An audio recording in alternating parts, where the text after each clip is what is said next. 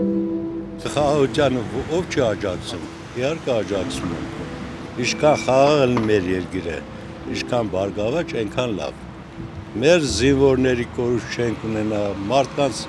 բարգավաճումը լավ կլինի, խաղաղություն չի վատանա, ինչքան շփումը շատ կլինի միմյանց միջև, այնքան ավելի լավ կլինի, թե մենք, թե իրանք հոգնել են,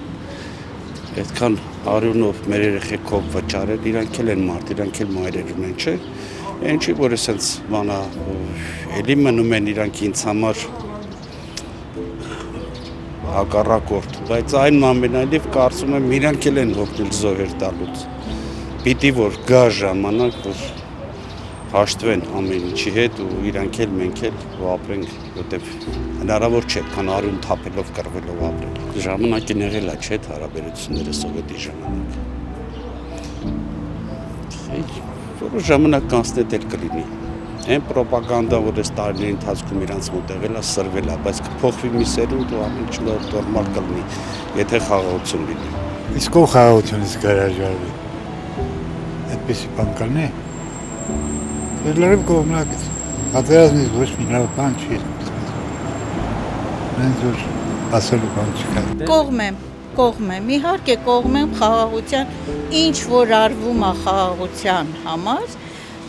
անգամ սխալներ եթե լինեն, միևնույն է նպատակը շարժառիթը խաղաղությունն է, ես իշխանամետ չեմ, ես ազատ մարդ եմ, բայց այս իշխանությունը բավականին, ասենք, տարբերում է նախկիններից, ես ամեն դեպքում լավատես մարդ եմ, նայում եմ, ուզում եմ, շատ եմ ցանկանում, որտեվ ես երեխեք ունեմ, թոռներ ունեմ, ուզում եմ այն ինչ որ մենք տեսանք, իրանք չտեսնեն։ Խաղաղությունը պարտադրում են ուժով։ Նախկինում իհարկե եղել է Սովետ միության ժամանակ եղել է այդ խաղաղությունը, բայց մեր անկախացումից հետո 88 թվից հետո 90-ականներին հարցը չի լուծվել ըստ արդարացիորեն եւ իմ ըստիս խաղաղություն չի կարող լինել, հատկապես 20 թվի պատերազմից հետո բազմաթիվ ոչ փակված, ոչ ճիշտ արդարացիորեն լուծված հարցեր չկան, ոնց կարելի է դա համարել, որ կարա լինի խաղաղություն, դա շատ ցանկալի բան կլիներ իհարկե, բայց ընթացքը շատ սխալ էր տրվելու, չբերեց այդ արդյունքի խաղաղություն։ Եթե մի անց աշխարհում խաղաղություն չուզենա, դա ես կարծում եմ նորմալ չէ, խաղաղություն բոլորս ենք ուզում։